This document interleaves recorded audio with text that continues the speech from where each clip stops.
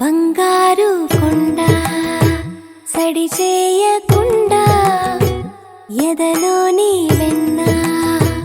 దోచేనే ఏ చోటు లాగే దోబుజులాడి దరి చేరకుండా